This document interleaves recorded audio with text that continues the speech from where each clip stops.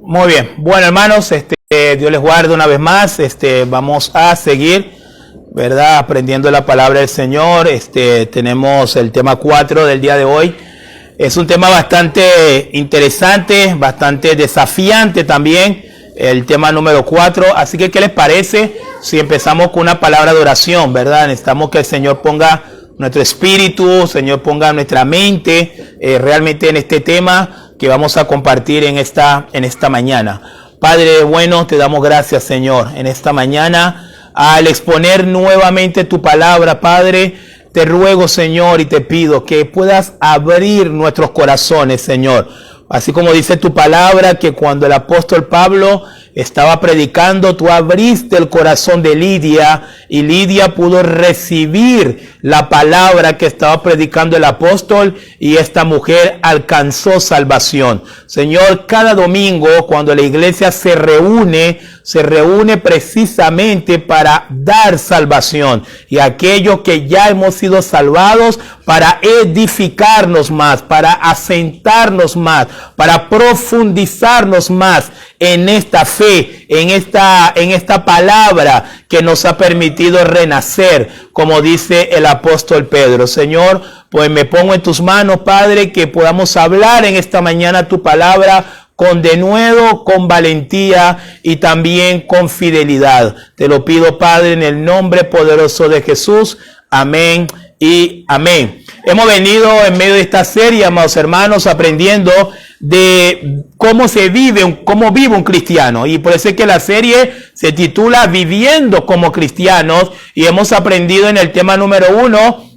Pudimos aprender que el cristiano es uno que ha nacido de nuevo. Este fue el tema número 1 de nuestra serie. El tema número 2 de nuestra serie también pudimos aprender que el cristiano es uno que guarda los mandamientos del Señor, los mandamientos de Cristo, que obedece la palabra. El domingo pasado, por boca de nuestro hermano Estevi, que nos estuvo compartiendo la palabra, pudimos aprender que el cristiano es uno que permanece en Cristo.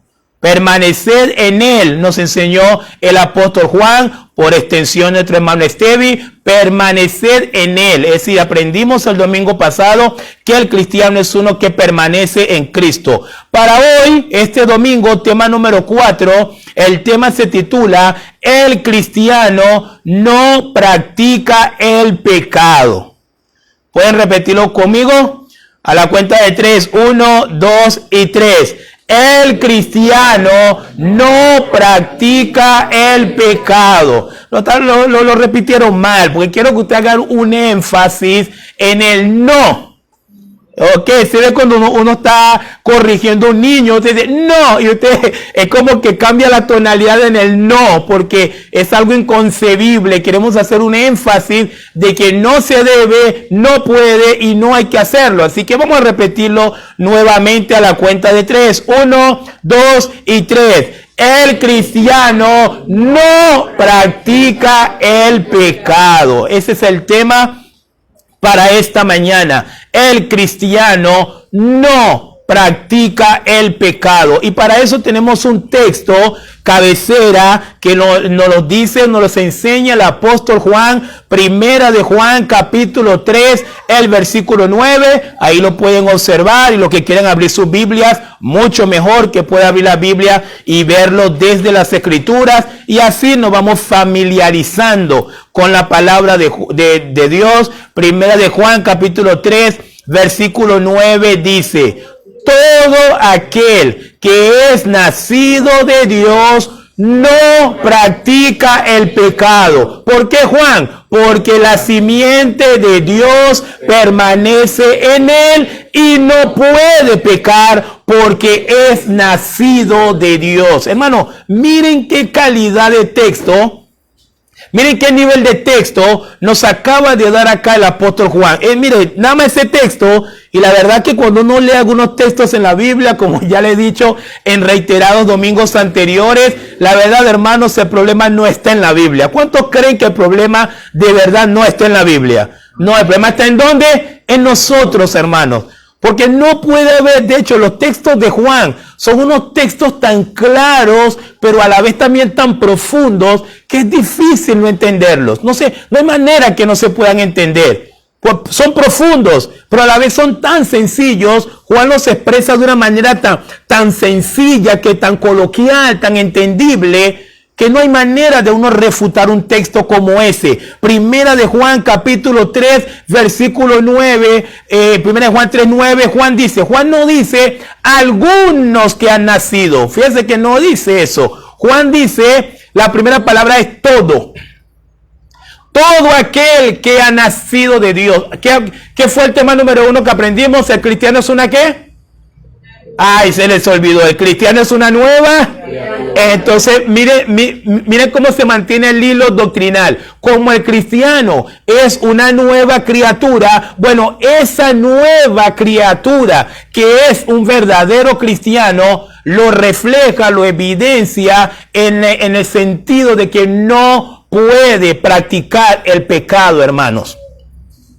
El cristiano no puede hacer del pecado un estilo de vida. El cristiano no puede hacer del pecado su día a día, su continuidad, su hábito. Es lo que está diciendo Juan acá. Todo aquel que es nacido de Dios, Juan dice, no practica el pecado. Y Juan inclusive explica por qué. Porque algunos pudiesen decir, bueno, pero fulano, pero Juan se va a la teología. Y Juan explica teológicamente por qué un verdadero cristiano no puede practicar el pecado. Y no es ni siquiera un tema de porque lo está intentando, porque está luchando, porque tiene mucha fuerza. No son los argumentos de Juan. Los argumentos de Juan de por qué ese cristiano no puede practicar el pecado es porque en él ha entrado una simiente. En él ha entrado una naturaleza nueva. En él, si verdaderamente es un cristiano, entró una simiente, como tal cual lo dice Juan, la simiente de Dios. ¿Y Dios es qué? ¿Dios es santo o Dios es pecador? Dios es santo, y si la simiente de Dios entró en esa persona y ahora es un cristiano nacido de nuevo, la mayor evidencia es que esa persona no puede practicar el pecado, hermanos. El verdadero cristiano no puede practicar el pecado. Y la palabra practicar, que también se los coloqué aquí para que vamos a tratar de desmenuzar todo este tema, porque de verdad yo venía pensando mucho en esta prédica en esta mañana y yo decía, Dios mío, ¿qué vamos a hacer con una prédica así? ¿Qué vamos a hacer mañana con una prédica así? Los que nos están escuchando en las redes sociales, ¿qué van a hacer con una prédica así? En un mundo como el que vivimos, ¿qué vamos a hacer cuando la palabra de Dios nos está enseñando de primera mano? El cristiano no puede practicar el pecado. ¿Qué es la palabra practicar? Cuando hacemos referencia a practicar en los diccionarios, googleando, encontramos que practicar, ¿qué significa? Realizar de forma habitual o continuada determinada acción o actividad. Eso es practicar. Practicar es hacer algo continuamente. Es un hábito. Es algo que lo haces hasta de manera automática. Lo haces todos los días. Ejemplo, los futbolistas. Los futbolistas para ser profesionales, como la gran mayoría es, ¿qué hacen ellos todos los días? Practican. Su vida gira en torno a la práctica. Se levantan, aunque el juego es el sábado, previo, 3, 4 días antes, se están practicando. Todo lo de ellos es fútbol, todo tiene que ver con fútbol. Y si es un beisbolista, todo tiene que ver con béisbol, todo. ¿Por qué? Porque es una práctica para ellos. Si vas a la casa de ese beisbolista, vas a encontrar muchos dibujos de bate, vas a encontrar pelotas de béisbol.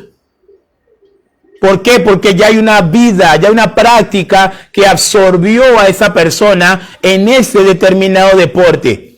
Y eso es lo que significa en desarrollo, en la práctica, la palabra practicar. Es algo en el cual tú estás empapado. Es algo en el cual tú te mueves continuamente. Es lo que tiene prácticamente la gran mayoría de tus pensamientos. Es lo que absorbe la mayoría de tus pensamientos. Y pensando en todo lo que significa practicar, llegar al punto y decir y entender que la Biblia dice que el cristiano verdadero que ha nacido de nuevo no puede practicar el pecado, ciertamente es un milagro. Ciertamente es un milagro que solo Dios lo puede hacer, pero que ya Dios lo ha hecho. Y está disponible para todo verdadero creyente que quiera experimentar una vida de no practicar nuevamente el pecado. Cuando Juan, acá les leo un poquito esta introducción que se los preparé para poder entender un poquito todo esto que el apóstol Juan estaba enseñando, porque la epístola de Juan es una epístola que sale a confrontar una serie de filosofías, una serie de pensamientos que había ya en la época. Estamos hablando año 95 después de Cristo, entre el 90 y el 95 después de Cristo, y ya había un montón de filosofías dando vueltas, afectando inclusive a la iglesia. Entonces vamos a ver cuando Juan envía esa carta, ¿a qué filosofía particularmente Juan quería atacar o quería desvirtuar o quería desmontar la mentira de cada uno de ellos? Pues había un grupo llamado los gnósticos, así que permítame leerles esta breve introducción para meternos ya de lleno en este tema. El apóstol Juan en sus años finales de vida y ministerio tuvo que enfrentarse a un grupo que posicionaba un pensamiento totalmente antibíblico. Ese grupo se les conocía como los gnósticos, y la filosofía de ellos, entre otras cosas, era que había una separación. Fíjense lo que pensaban los gnósticos. Los gnósticos enseñaban que había una separación entre la materia, que es la materia, nuestro cuerpo, y el espíritu, el ser interior, el hombre espiritual, el que está dentro. Los gnósticos alegaban que la materia era mala, es decir, tu cuerpo es malo, el cuerpo es totalmente pecaminoso, es irremediable, no tiene ninguna solución, pero era mala, corrupta, y nada se podía hacer por ella. Pero nuestro espíritu sí era bueno, el espíritu sí era lo santo, lo puro. Entonces la conclusión de los gnósticos,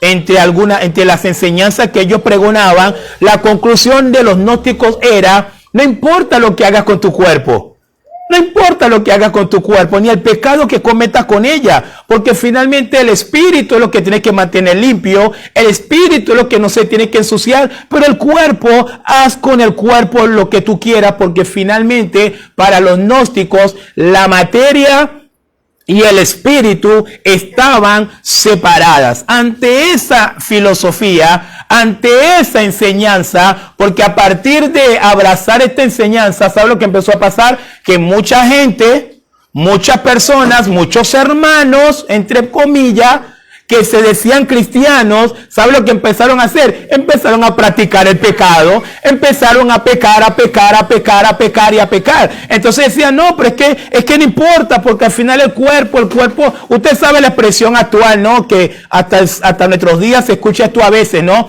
Cuando la persona peca, bueno, que usted sabe, la carne es débil.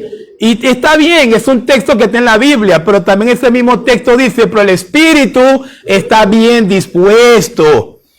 Entonces hay pensamientos gnósticos entre mucha gente que es cristiana. Entonces, a raíz de ese argumento, de que entonces algunos pensaban que podían pecar y pecar y pecar y pecar, y ay, Dios mío, es donde tú le dices que no son cristianos, te quieren comer vivo. Ahí si tú le dices: ay, hermano, pero usted no puede estar, usted viviendo así, lo que refleja es que no es cristiano. Ay, ¿quién eres tú para juzgarme? ¿Quién eres tú para criticarme? Solo Dios me puede juzgar, te dicen algunos, ¿no? Como si fuera poca cosa, ¿no? Como si fuera poca cosa que Dios te pueda juzgar. Pero ante ese argumento, ante esta práctica, mucha gente llamándose cristianos empezaron a vivir vidas pecaminosas. Juan dice: todo, y Juan marca una línea divisoria. Juan dice: no, acá ustedes no van a engañar a la iglesia y no lo voy a permitir. Entonces Juan marca una línea divisoria entre los falsos y los verdaderos. Juan dice: todo el que está practicando el pecado no es porque se volvió un gnóstico, es porque todavía no ha nacido de nuevo. Todo el que está practicando el pecado no es porque es un hermano débil. No, el hermano débil lucha contra el pecado, es otra cosa. El hermano débil que está empezando lucha contra el pecado. Y la iglesia, el pastor, la congregación debe ayudar a ese hermano a ser fuerte ante las tentaciones. Pero un hermano débil lucha contra el pecado. Un hermano débil no se pone a pecar con la excusa de que es un hermano débil. Es algo totalmente diferente. Entonces Juan, de allí es que el apóstol Juan dice, todo el que es nacido de Dios no practica el pecado, porque la simiente de Dios permanece en él y no puede pecar, porque es nacido de Dios. Hermano, no puede pecar. Esta palabra a veces parece tan inverosímil para los cristianos. Es como algo imposible. Y nosotros decimos, pero pastores, que mientras estemos en esta tierra y ver la vida de santidad, como uno de los últimos puntos que pudo exponer mi hermano el domingo pasado, ver la vida de santidad para algunos cristianos es como algo que no es posible en esta vida. Entonces estamos haciendo a Dios mentiroso. Porque si nosotros decimos que la vida de santidad no es posible en esta tierra, estamos diciendo que Dios nos mandó a vivir o Dios nos pidió vivir de una manera que Él sabía que no la íbamos a poder vivir. Estamos haciendo a Dios mentiroso. Si Dios dijo en 1 Pedro capítulo 1, versículo 15, sed santo en toda vuestra manera de vivir, porque yo también soy santo, entonces Dios nada más lo puso sabiendo que no la vamos a poder lograr. No, no tiene ningún sentido teológico eso. Pero hay algunos que piensan eso de no puedo pecar, eso de que no puedo practicar el pecado es algo imposible. No, porque estamos allí, es que tenemos que pecar. Y si sumamos, hermanos, el evangelio corrupto que se predica el día de hoy, el evangelio totalmente diluido que se predica el día de hoy, que también viene asociado con un montón de canciones muy románticas, muy seductoras, cual serpiente, pero que lejos de alentar al cristiano a que deje el pecado, lo que hacen es animar al cristiano a que siga en el pecado. Yo he escuchado canciones disque cristianas, peco y peco y peco y todavía sigues conmigo. Canciones así. Y sí, suena muy lindo al oído. Suena muy romántico, pero va en contra de las escrituras. Tanto que he pecado y sigo pecando y sigo pecando y tu amor lo veo todos los días.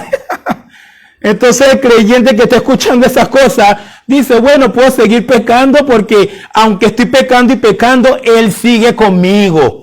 Él todavía me abraza, porque usted escucha unas canciones el día de hoy, sinceramente, que tú no sabes si se lo están cantando a Dios, o se lo están cantando un novio, o se lo están cantando una novia, o se lo están cantando un homosexual, porque hasta eso da para pensar las canciones totalmente ambiguas que se escucha el día de hoy, en el cristianismo moderno de hoy. Pero el apóstol Juan, los apóstoles, Juan veía que mucha gente llegaba a la iglesia con ese pensamiento. El apóstol Juan observaba, aún en su edad muy anciano, Juan observaba cómo llegaba gente a la iglesia y esa persona estaba en la iglesia y tenía un apelativo de cristiano, pero por alguna razón no dejaba de practicar el pecado. Y es por eso que Juan dice, esa persona no es que tiene problemas espirituales. Esa persona no es que tiene luchas. La conclusión, cuando usted ve a una persona practicando el pecado, hay una sola conclusión. ¿Cuál es, hermanos? No ha nacido de nuevo. Esa es la única conclusión bíblica que encontramos. Cuando alguien está practicando el pecado es su práctica diaria, es su día a día, no lo abandona nunca, no lo deja, lo necesita para vivir, aunque esa persona está sentada en una iglesia, aunque esa persona esté metido en el ministerio en la iglesia, aunque esa persona sea pastor de una iglesia, no ha nacido de nuevo. Es lo que nos dice las escrituras. Y eso de los gnósticos o el pensamiento gnóstico es algo que todavía no ha desaparecido. Y es que el día de hoy, para este tiempo, se llama la nueva era. Pero también hay gente que utiliza el nombre de gnóstico sin ningún tapujo ni ninguna vergüenza también en este tiempo. Pero el pensamiento gnóstico, el pensamiento de la nueva era, en donde con mi cuerpo puedo hacer lo que quiera, también ha penetrado la iglesia. Y es por eso que ustedes, supuestamente gente cristiana, se tatúan, se emborrachan, están en adulterio, están en fornicación, evidente fornicación. La mayoría de los jóvenes en muchas iglesias en relaciones sexuales antes del matrimonio. Y la iglesia lo sabe, los pastores lo saben, pero nadie dice nada. Nadie saca la Biblia. Nadie saca un argumento bíblico para hacer entender a esos jóvenes. Jóvenes, si ustedes están en esa práctica, ustedes no son cristianos todavía. Que si alguien está en una vida licenciosa de pecado, evidente, es porque esa persona no es cristiano todavía. Porque entonces llegamos a pensar, como piensan muchas personas el día de hoy en las iglesias: yo acepté a Cristo, y te dicen, sí, yo un día pasé, oraron por mí, yo repetí la palabra, yo repetí la frase, pero luego con su cuerpo hacen lo que quieran. Con su cuerpo hacen lo que quieran, hermano, es una vergüenza. Ahora, alguien que no ha conocido a Cristo, alguien que no ha nacido de nuevo, obviamente pudo haber hecho con su cuerpo lo que quiera, se pudo haber tatuado, se pudo haber drogado, pudo haber hecho de todo. Esa persona cree en Cristo, esa persona nace de nuevo. Pues claro que sí, bienvenido sea a la congregación, bienvenido sea a la grace de Dios. Pero esa persona tenemos que recibirlos de una vez con 2 Corintios 5:17. De modo que si alguno está en Cristo, nueva criatura es. Las cosas viejas pasaron, he aquí todas son hechas nuevas. Ven, mi hermano, ven, mi hermana, a las cosas nuevas de Dios, a las cosas nuevas de la vida nueva, a las cosas nuevas de la vida eterna. No seguir con lo mismo. No era cristiano, se tatuaba. Ahora es cristiano, se sigue tatuando. No era cristiano, se emborrachaba. Ahora es cristiano, se sigue emborrachando. No era cristiano, vivía en lujuria, en pornografía, en fornicación. Ahora es cristiano, está en lo mismo. Entonces nos preguntamos, ¿de qué te salvó Cristo entonces? ¿Sí? ¿De qué te salvó Cristo entonces? ¿Qué significa salvación para ti entonces? Vamos a ver, hermanos. Pues como les digo, el tema es fuerte, pero es un tema que es necesario que todos los cristianos lo conozcan. Es un tema que es necesario que el cristiano lo empiece a analizar y a digerir. Hermano, un verdadero cristiano no hace del pecado su vida diaria. Un verdadero cristiano no hace de la mentira su vida diaria. Un verdadero cristiano no hace de la lujuria, no hace de un montón de cosas, hasta las vanidades. El cristiano, bendito sea el Señor. El cristiano lo tenemos que cuidar, hermano, hasta de las vanidades. La Biblia nos dice, cuidado que las glotonerías, los afanes de la vida, las vanidades no carguen nuestros corazones. Hay tantas cosas de las cuales un cristiano se tiene que cuidar. Por eso nuestro hermano predicaba el domingo, velad y orad, velad y orad. Si no estamos velando, si no estamos orando para evitar que algunas cosas lleguen a nuestras vidas, que nos van a desfigurar en la voluntad de Dios, ¿cómo vamos a avanzar? No, el cristiano es uno que se está cuidando, porque estamos en un mundo ajeno. Desde el día en que conocimos a Cristo, como dice un famoso teólogo, nuestro lugar en esta tierra fue quitado. Y ahora somos extranjeros en esta tierra. Somos extranjeros, somos ajenos, somos extraños en esta tierra. Si verdaderamente hemos creído en Cristo. Si verdaderamente somos de Cristo. Así que no hay ninguna posibilidad. Y lo vamos a ver ahorita y le voy a presentar tres indubitables argumentos, porque son bíblicos. 3 indubitables argumentos, hermanos, de la imposibilidad de que un verdadero cristiano practique el pecado. Un cristiano puede pecar, sí puede pecar, pero automáticamente ese cristiano peca, va a recibir la convicción, la contrición del Espíritu Santo, y ese cristiano sabrá de poner en cuenta con Dios y va a salir de ese pecado, pero no va a ser del pecado su vida diaria. Y los argumentos que les quiero presentar en esta mañana brevemente, hermanos, vamos a ver la visión apostólica. ¿Qué les parece? Gloria sea al Señor. Vamos a ver qué piensan los apóstoles, los verdaderos apóstoles del Señor, no los falsos de hoy, los verdaderos apóstoles del Señor, porque la iglesia cristiana no solamente es una iglesia cristiana, sino que también es una iglesia apostólica, verdaderamente apostólica, doctrinada bajo la doctrina de los apóstoles, que era la doctrina de Cristo y que Cristo se lo dio a cada uno de ellos. Vamos a ver entonces la visión apostólica acerca de la imposibilidad. Yo creo que todos repitan conmigo antes de revisar estas tres láminas. Quiero que repitan conmigo esta palabra, la palabra imposible. Vamos a la cuenta de 3, decimos todos juntos. 1, 2, 3. Imposible. Cuando usted está hablando, usted dice, esto es imposible. ¿Qué está hablando? De que no puede suceder, no debe suceder. Es imposible. Escuchen la palabra, escúchenla. Es imposible. Entonces vamos a ver en esta mañana, bienvenidos, vamos a ver en esta mañana la visión apostólica que pensaban los apóstoles acerca de la imposibilidad que un verdadero cristiano practique el pecado. ¿Estamos listos? Vamos a ver la visión apostólica, lo que enseñaron nuestros apóstoles acerca de la imposibilidad, porque nunca Juan enseñó, nunca Pablo enseñó, nunca Pedro enseñó. Ay, si tenemos un hermano, si tenemos una persona que tiene el apelativo de cristiano, pero esa persona vive pecando, es un hermano que vamos a luchar con él. No, si está practicando el pecado es porque todavía no es cristiano.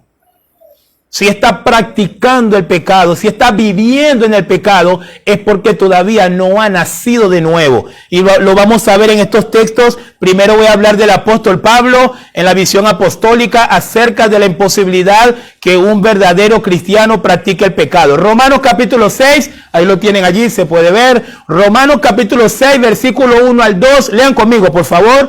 ¿Qué pues diremos?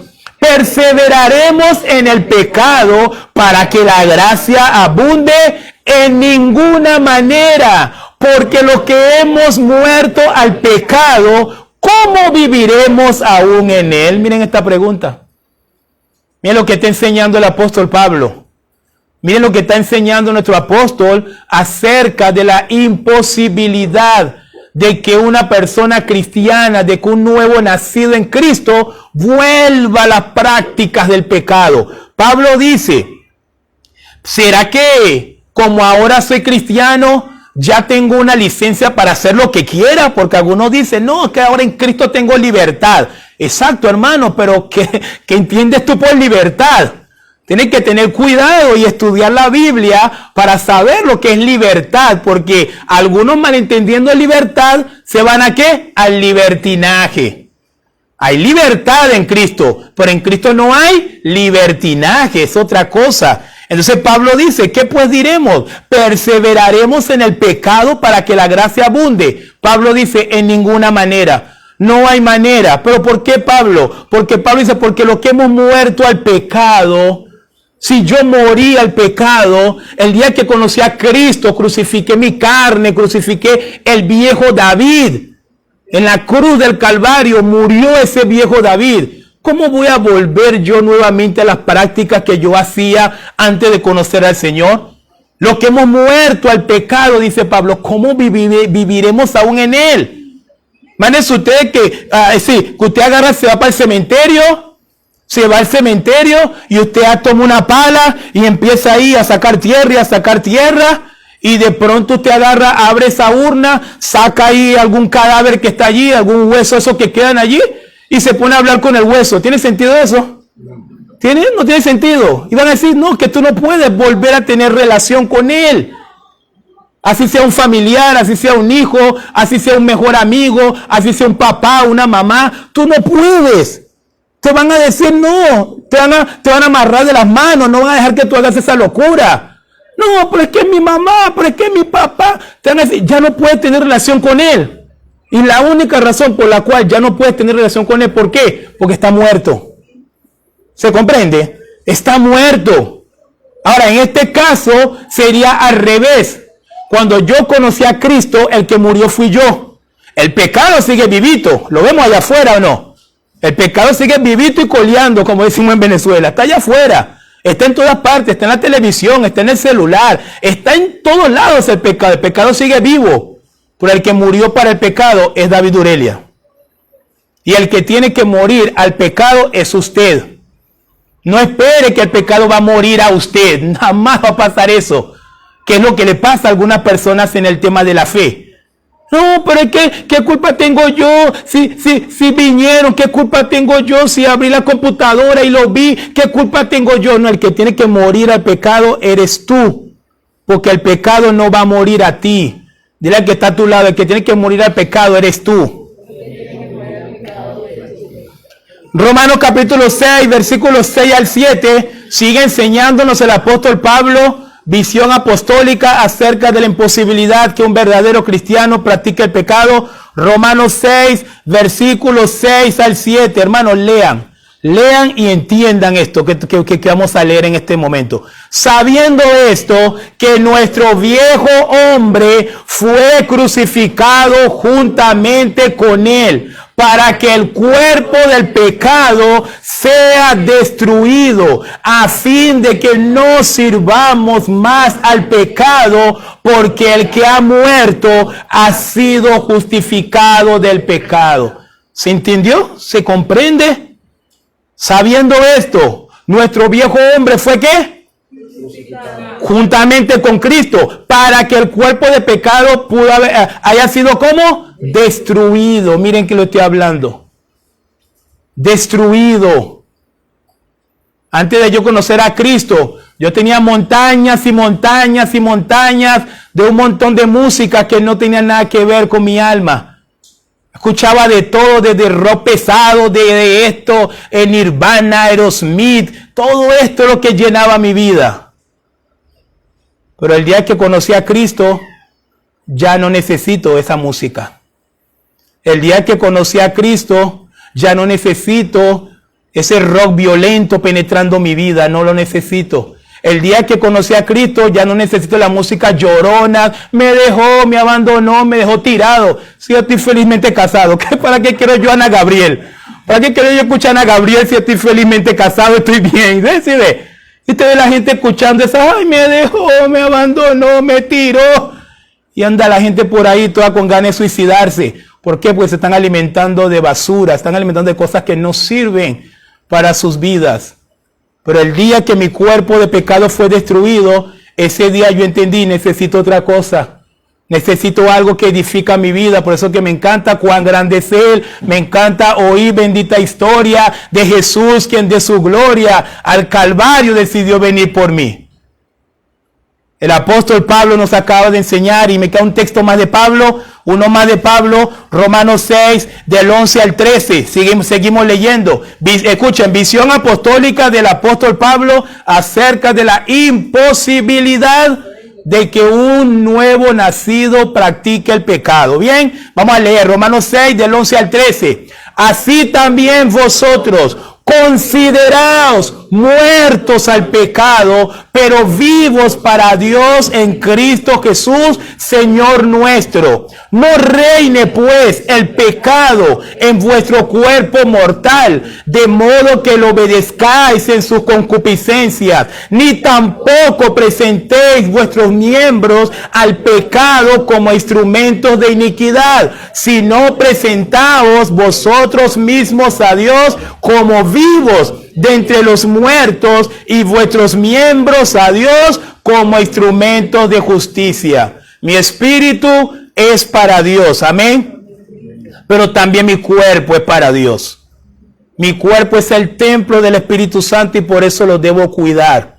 Con mi cuerpo no puedo hacer lo que quiera. No puedo hacer lo que me venga en ganas con mi cuerpo. Debo cuidarme, porque mi cuerpo es el templo del Espíritu Santo. A diferencia de lo que enseñaban los gnósticos, que ya lo vimos, que los gnósticos decían, no, la materia, el cuerpo es otra cosa aparte y el espíritu es otra cosa. De hecho, los gnósticos decían que Jesucristo no pudo haberse encarnado, decían los gnósticos. ¿Por qué? Porque como el cuerpo es malo y la materia es mala, entonces dijeron, no, Jesús no se encarnó, porque Jesús no podía haber tomado ese cuerpo. Pero ya sabemos que la cosa pasa por otra enseñanza teológica acerca de este tema.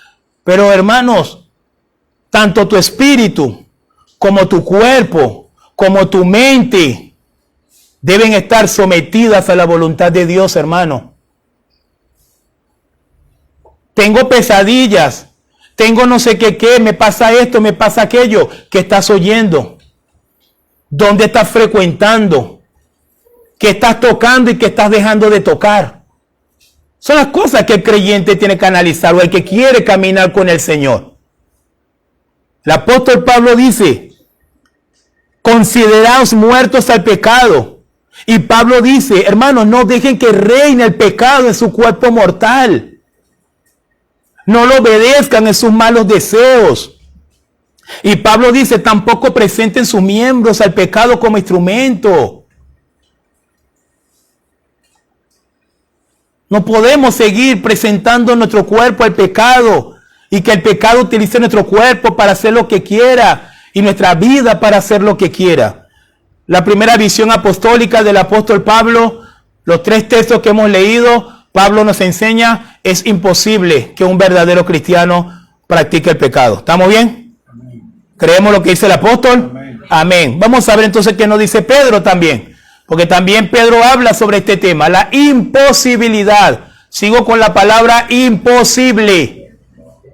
Pedro también nos va a enseñar acerca de la imposibilidad que un verdadero cristiano practique el pecado. Primera de Pedro 4, versículo 1 y 2. Me encanta, como no tienen idea, estos 2 textos que vamos a leer. Léanlo conmigo, por favor. Puesto que Cristo ha padecido por nosotros en la carne, vosotros también armaos del mismo pensamiento, pues quien ha padecido en la carne terminó con el pecado, para no vivir el tiempo que resta en la carne conforme a las concupiscencias de los hombres, sino conforme a la voluntad de Dios.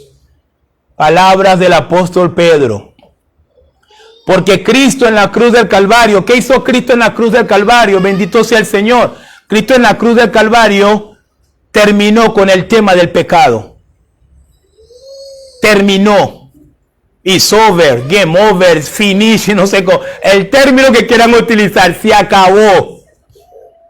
Se finí, francés también le doy un poquito. Todo se acabó. Es lo que Cristo hizo en la cruz del Calvario, hermanos. Cuando Cristo subió a la cruz del Calvario a morir por nosotros, por nuestros pecados, el efecto de creer en esa obra, el efecto de creer en eso que el Señor hizo hace más de 2000 años, pero que sigue tan vigente como el día de hoy, es que Él acabó con el tema del pecado. Destruyó el pecado. Todo aquel que cree en Cristo ahora tiene fortaleza espiritual, tiene capacidad espiritual, tiene vida espiritual para decirle al pecado no. Para decirle a la vida de pecado, no la necesito, no la quiero. Y luego Pedro va a decir, como terminó con el pecado, como Cristo terminó con el pecado, Pedro dice, hermano, para no vivir, escuchen esta palabra, para no vivir el tiempo que resta en la carne. ¿Qué significa para no vivir el resto del tiempo que resta en la carne? A partir del momento que conocemos a Cristo, que heredamos esa nueva vida. Yo conocí a Cristo a los 20 años. 20 años hacia atrás, David Durelia era esclavo del pecado. 20 años hacia adelante, y ya estoy en los 24 años de haber conocido al Señor, David Durelia es esclavo de Cristo. Ya no más del pecado. Ya no más de las concupiscencias. Hermano, hay que tener cuidado con los deseos. Los deseos siempre están, el cuerpo siempre está pidiendo, el cuerpo siempre está pidiendo y el cuerpo pide y pide. Abrimos la televisión y automáticamente nuestro cuerpo también se activa y empieza a pedir y a pedir y a pedir. Y a veces los creyentes no tenemos el discernimiento para percatarnos que estamos cayendo en un engaño, que hay que tener cuidado con los deseos, la concupiscencia. No todos los deseos son buenos. Hay deseos buenos, pero no todos los deseos son buenos. Y como no todos los deseos son buenos, hay que examinarlos todos. Tengo un deseo. ¿De dónde viene este deseo? Este deseo está en la voluntad de Dios. Este deseo me va a permitir glorificar a Dios. El día de mañana, si yo llevo adelante ese deseo, la gente va a decir, oye, este hermano está fiel con el Señor, o voy a yo dañar el nombre del Evangelio, o voy a dañar yo el nombre de Cristo. Mira, y eso que era cristiano, y eso que predicaba en la iglesia, míralo ahora. Tengo que analizar mis deseos. ¿Qué repercusión van a tener esos deseos que se están manifestando en mi cuerpo? Y Pedro dice, si esos deseos no están conforme a la voluntad de Dios, ¿qué tenemos que hacer, hermanos? Desecharlos. Amén. Yo sé que dicen amén con tristeza, porque a veces uno no quiere botar nada, ¿no? Siempre tenemos ahí la cajita vieja en la casa. Qué difícil es botar corotos, ¿no? Qué difícil es botar cosas viejas. Pero, bueno, hay que botar la vieja vida, hermanos. La vieja vida hay que botarla, hermanos. Hermanos, la vieja vida hay que botarla. Para vivir para Cristo hay que botar la vieja vida. No podemos entrar supuestamente en la nueva vida y seguir admirando lo que admiramos en la vieja vida y seguir matándonos por lo que nos matábamos en la vieja vida. La vieja vida hay que sacarla, hermano, hay que desecharla. Luego Pedro también nos dice, primera de Pedro capítulo 4, versículo 3 al 4, sigue con su mismo argumento el apóstol Pedro. Lean conmigo, por favor. Baste ya el tiempo pasado para haber hecho lo que agrada a los gentiles, andando en lascivias, concupiscencias, embriagueces, orgías, disipación y abominables idolatrías. A estos les parece cosa extraña que vosotros no corráis con ellos en el mismo desenfreno de disolución y os ultrajan. Poderoso texto. Y creo que más claro imposible. Pedro dice, nuestro apóstol también. Pedro dice, hermanos, ya basta. Basta ya, hermanos. Si ya hay que darle un parado a seguir haciendo cosas que agradan solo a la carne. Basta ya, hermanos, de andar en lascivias. Basta ya, hermanos, de andar en concupiscencia. Miren cómo Pedro lo pone acá. Pecados de todos los tiempos, no solamente del tiempo actual. Pecados de la antigua Roma. Pecados de todos los tiempos y de todos los siglos. Pedro dice, andando en lascivias, concupiscencia, embriagueces. Si ve que el día de hoy hay gente, pero es que aunque soy cristiano, ¿qué tiene de malo? Puedo emborracharme, puedo tomar y puedo hacer esto. Interesante. Orgías, dice Pedro, wow, parece algo exagerado, pero si un hombre está casado y tiene su esposa, y ese hombre va en una relación adúltera con otra mujer, y ese hombre está practicando una orgía. Porque es un hombre que se está exponiendo a una relación sexual con más de una persona. Y es un peligro. Es un total peligro. Disipación. Disipación es como simplemente darle rienda suelta. Darle rienda suelta a lo que viene, a cualquier cosa. Y por último, Pedro dice también, y abominables idolatrías. Abominables idolatrías. Antes de conocer al Señor, claro, mis ídolos, Madonna, Bob Marley, Queen, no sé, tantos más, esos eran mis ídolos. Sí, yo no tenía ídolos para acá, ídolos para allá, pero si ya hemos llegado a los pies de Cristo, si ya hemos conocido al Señor, si ya hemos nacido de nuevo, no tenemos ídolos. El verdadero cristiano tiene un solo Señor, tiene un solo Dios. Tiene una sola fe, tiene un solo bautismo. Y nuestro único digno de adorar, digno de exaltar, digno de aclamar, se llama Jesucristo. Amén. Es el único digno de adorar, es el único que queremos adorar. Es el único que en él hay perfección. No podemos adorar a hombres porque en el hombre hay imperfección. El hombre que te enorgullece hoy es probable que mañana te avergüence.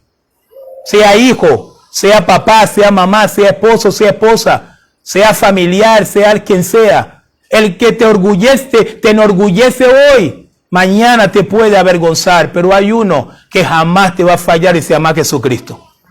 Hay uno que jamás nos va a avergonzar. Hay uno que jamás tendremos que hablar mal de él porque nunca ha hecho nada malo. Es perfecto. Es perfecto. A él sea la gloria por los siglos de los siglos. Amén. Es el único que tiene que arrancar admiración de nuestro corazón cuando venimos a la iglesia. Cuando venimos a la iglesia para alabar. Es el único. Es el único que nos tiene que emocionar, es el único que tiene que arrancar todas las mayores admiraciones de nuestro corazón. Es Jesucristo.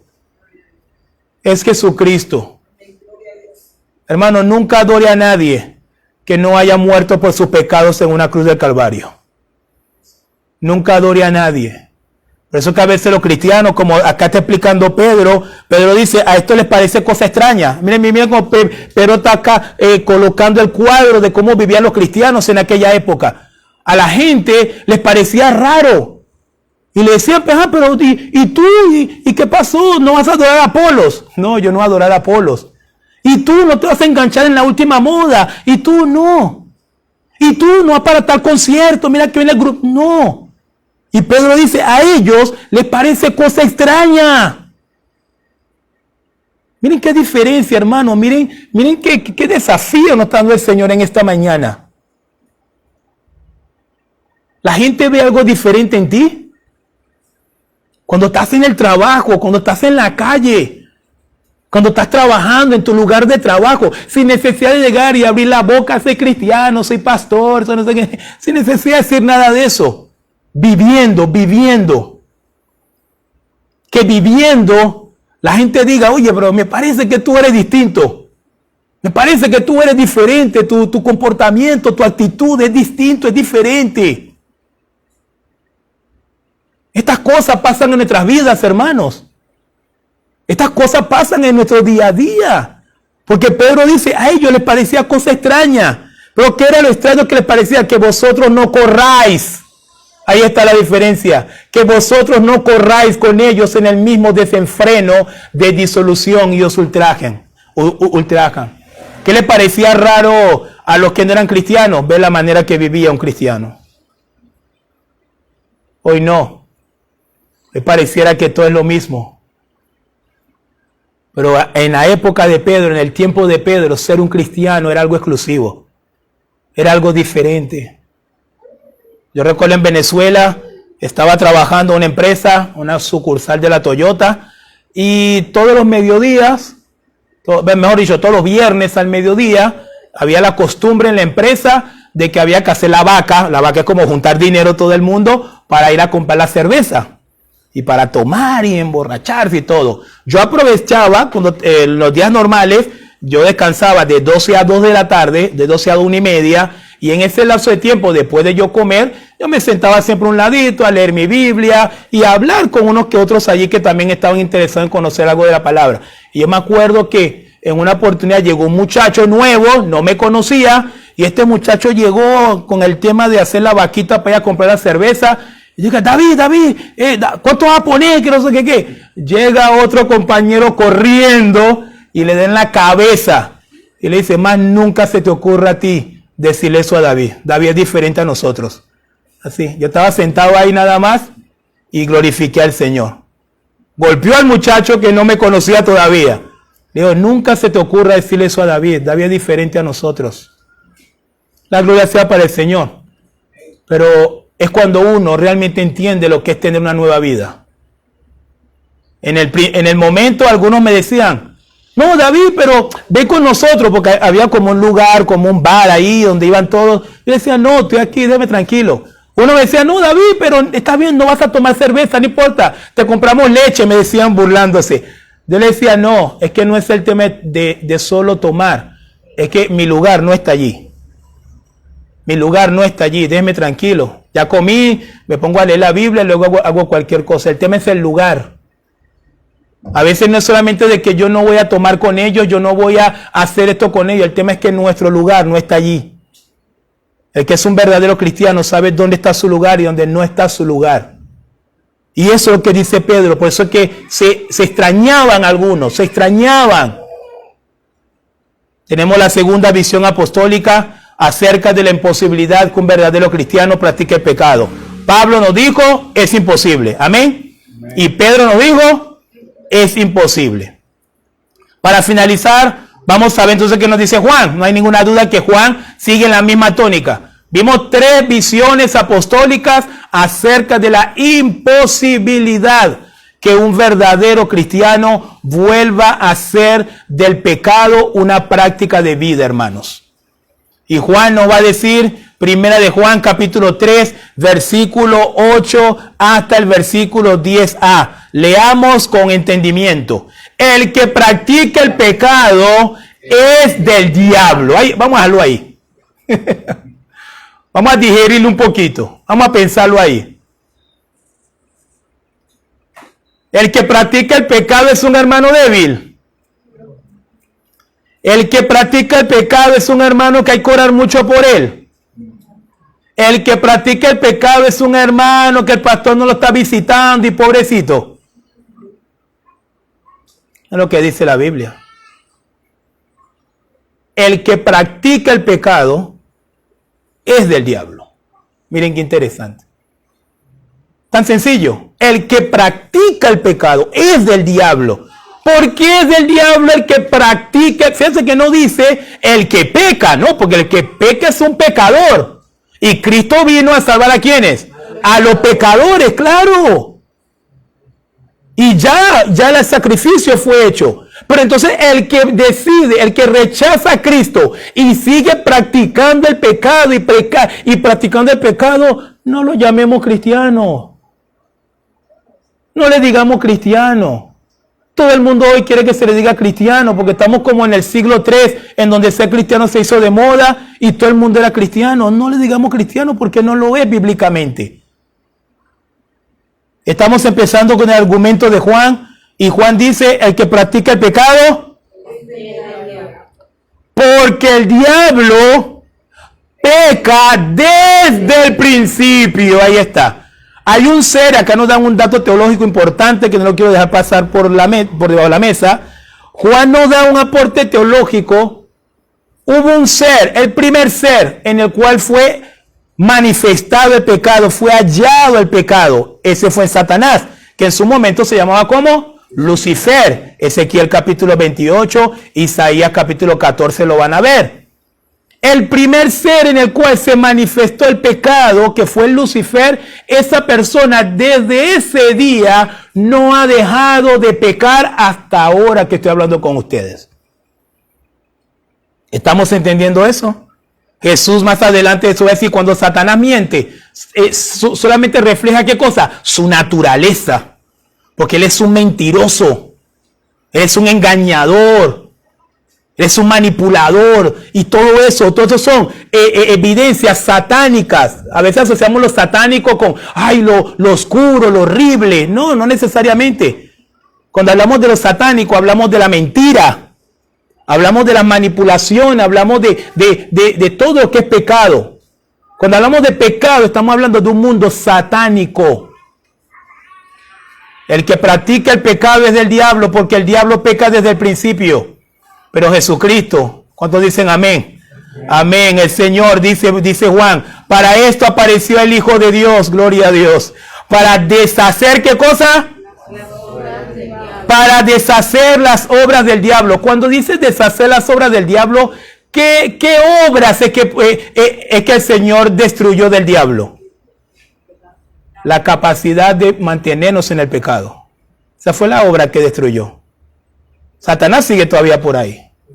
Pero ¿qué fue lo que deshizo el Señor en la cruz del Calvario? La capacidad de que Satanás nos siga insinuando, nos siga insistiendo en una vida licenciosa y práctica del pecado. Y es lo que nos va a decir acá. Todo aquel que es nacido de Dios no practica el pecado, porque la simiente de Dios permanece en él y no puede pecar porque es nacido de Dios. Si no hubiese nacido de Dios, no puede dejar de pecar. ¿Por qué no puede dejar de pecar, pastor? ¿Por qué? Porque es un hijo del diablo. No sé si estamos bien. ¿Ven? Estamos bien. El hijo del diablo no puede dejar de pecar. Porque él tiene, ¿qué cosa? La naturaleza del diablo. El que creyó en Cristo, Cristo vino a él, Cristo entró en él, Cristo moró en él, y por cuanto Cristo entró en él, Cristo deshizo el poder y la naturaleza del diablo, y ahora esa persona tiene una nueva naturaleza que es la de Cristo. Y por cuanto tiene una nueva naturaleza, él ahora puede vivir sin pecar. ¿La juventud necesita pornografía? No. ¿La juventud necesita mentira? No. Pero los hijos del diablo creen eso. Pero cuando tú llegas a los pies de Cristo, hermano, qué gloria, mira, gloria sea el Señor. Hay un montón de cosas que descubrimos de la vida nueva. Cuando llegué a los pies de Cristo entendí, no necesito mentir para vivir. Cuando llegué a los pies de Cristo entendí, no necesito pornografía para vivir. Cuando llegué a los pies de Cristo entendí, no necesito lascivia, lujuria para vivir. Y vas entendiendo conforme creces en Cristo que hay un montón de cosas. No necesito alcohol para vivir. Gloria sea al Señor. Alabado sea el Señor. No necesitamos alcohol para vivir los cristianos. No. Ah, pero tómate una. Tengo 23 años que no me tomo una. No me interesa. Porque descubrimos que no necesitamos estas cosas para vivir. Porque ha llegado Cristo. Amén. Ha llegado Cristo. Y termina Juan diciendo, porque es nacido de Dios. El último texto allí, léanlo conmigo, la última parte dice, en esto se manifiestan los hijos de Dios y los hijos del diablo. ¿En qué se manifiesta? En que uno practica el pecado y el otro no. Y esta mañana, hermanos, terminando con este argumento del apóstol Juan, la decisión está en nosotros. La decisión está en las manos de cada uno de nosotros. Los que me pueden estar viendo también en las redes sociales. La decisión está en tus manos. Siempre nosotros podemos decidir si queremos vivir como un hijo del diablo o como un hijo de Dios. Yo sé que por ahí todo el mundo le dice, a todo el mundo le dicen hijo de Dios. Hijo de Dios no es todo el mundo. Hijo de Dios es aquel que ha creído en Jesucristo como Señor y como Salvador y ha nacido de nuevo en Dios. Ha nacido de nuevo en Cristo Jesús. Ese es un hijo de Dios. Guarda su palabra, camina en santidad, vela y ora. Y esta mañana nosotros tenemos la oportunidad de decidir. Al salir de esta puerta, podemos salir de dos maneras. No hay tres. Usted puede decir, no me interesa lo que dice el pastor, no me interesa eso, no hay problema, no pasa nada. Me encanta un término argentino. Los argentinos tienen expresiones muy bonitas. Y cuando llega acá un término argentino que me gustó mucho es cuando el argentino dice, hacete cargo. Eso en Venezuela no lo decimos, no. Cuando el argentino dice, hacete cargo. ¿Qué significa hacete cargo? Asume tu responsabilidad, ¿no? Cuando llegué acá escuché esa palabra, me gustó mucho. Y yo creo que en esta mañana, pues bien vale esta expresión. Tenemos que hacernos cargo. Cada quien se tiene que hacer cargo de su vida espiritual. Cada quien se tiene que hacer cargo del destino final que cada uno de nosotros vamos a tener.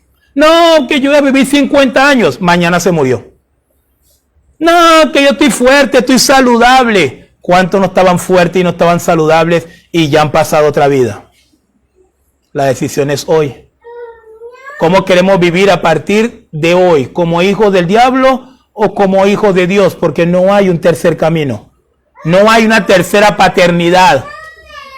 O nuestro papá es el diablo, o nuestro papá es Dios, es Cristo. Y eso solamente nosotros lo podemos decidir. Le invito a que se pongan sobre sus pies, hermanos. Y quiero leer el resumen, porque hemos visto 3 visiones apostólicas de la imposibilidad de que un verdadero cristiano vuelva a practicar el pecado. En resumen, queda bastante claro a la luz de la Biblia y de las enseñanzas apostólicas que un verdadero cristiano jamás volverá a las prácticas del pecado. El día que Cristo nos salvó del pecado, lo hizo de manera irreversible para que ya nunca más volvamos a tener comunión con el pecado. Primera Timoteo 4:7b, Pablo decía a Timoteo, ejercítate para la piedad. Y en esta mañana, antes de despedir a los hermanos en las redes sociales, en esta mañana nosotros hemos pasado mucho tiempo ejercitándonos para el pecado. Hemos pasado toda una vida ejercitándonos para lo malo. Hemos pasado toda una vida ejercitándonos para todo aquello que no está en la voluntad de Dios. Y creo que en esta mañana Dios nos llama a tomar un camino diferente. Amén. Dios nos llama a tomar un camino distinto y la de ejercitarnos ahora en la nueva vida. Ejercitarnos en la vida cristiana, en la piedad. Y yo ruego al Señor que no solamente ustedes puedan tomar las mejores decisiones, sino también los que nos escuchan en las redes sociales también puedan tomar esa decisión. Porque es necesario, hermanos, es necesario. El verdadero cristiano no puede hacer del pecado una práctica diaria. El pecado debe convertirse en nuestro mayor enemigo, porque ciertamente es lo único que nos puede separar del perfecto amor de Dios que es en Cristo Jesús, Señor nuestro. Así que le invito a los hermanos que están en las redes sociales a realmente a tomar la decisión por Cristo, a no dejar pasar la oportunidad, no pensar que habrá mañana, porque mañana no está en nuestras manos, hoy está en nuestras manos. Y hoy es el día de decidir que realmente nosotros vamos a ser hijos de Dios y vamos a vivir como hijos de Dios. Acá nos vamos a quedar, hermanos, quiero que podamos finalizar. Quiero compartirles una alabanza mientras tenemos oportunidad para orar, mientras tomamos la oportunidad para poder hablarle al Señor.